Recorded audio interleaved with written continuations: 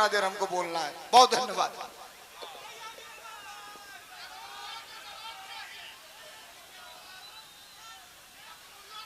का हाल बा हो भाई लोग, ठीक बा ना? तो सबसे पहले भोजपुरी का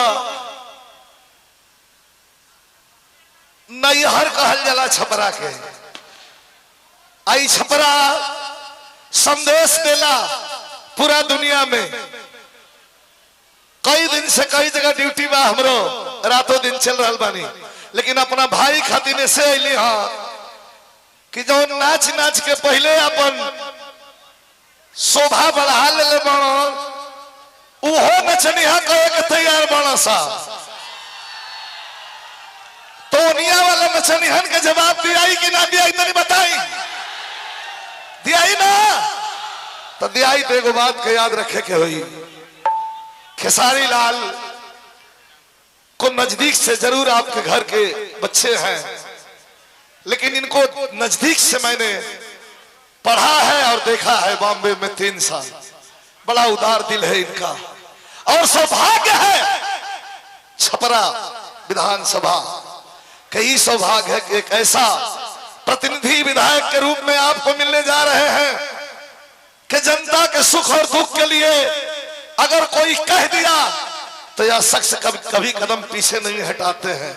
इसलिए मैं निवेदन करना चाहूंगा आपसे कि एक एक मत, एक एक वोट, एक एक मत, एक एक वोट लालटेन छाप पर 2 नंबर पर बटन दबी ना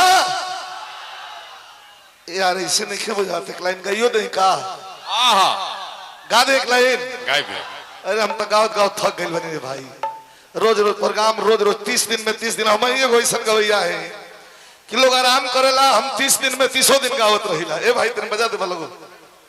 दिनेश लाल निरहुआ जी के बड़े भाई हैं विजय लाल भैया, और अपने छोटे भाई खेसारी लाल यादव के समर्थन में आए हैं।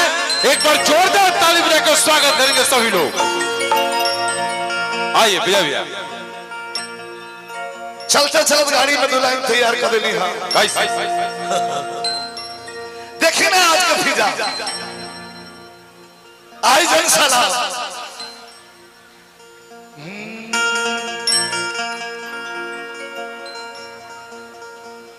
अरे साइकिल चला के भाई अखिलेश सो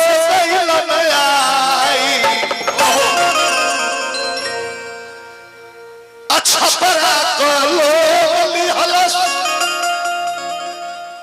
अरे बनावा बनाई आई साइकिल चला के अखिलेश हो गई लड़ाई हो। जनता को लहले बाटे अब बनावा बनाई। लाल के दिया अब भी मारी पतना में जाए।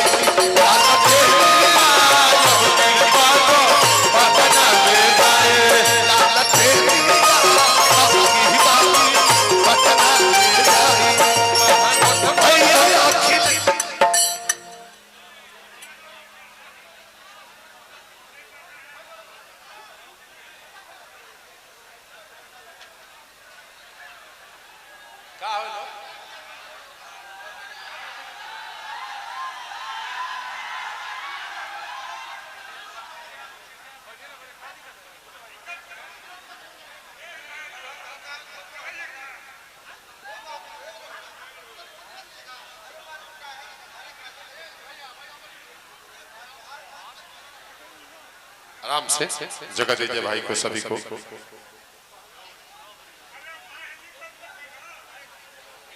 आराम से सर जी, सब लोग।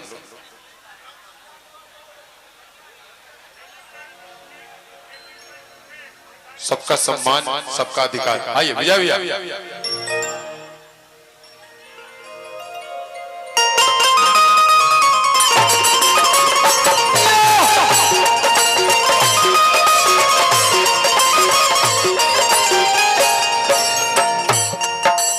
अरे सुन सब भैया बहनी बाबू काकी बाबू माई अरे भैया खेसारी लाल के बिहा लोग जीताई अरे सुन भैया बहनी बाबू काकी बुआ माई अरे भैया खेसारी लाल के बिहा लोग जीताई बिहार तेजस्वी जी के सीएम बनाई हो बिहार तेजस्वी जी के सीएम बनाई लाल खेरिया अब की बारी पटना ले जाए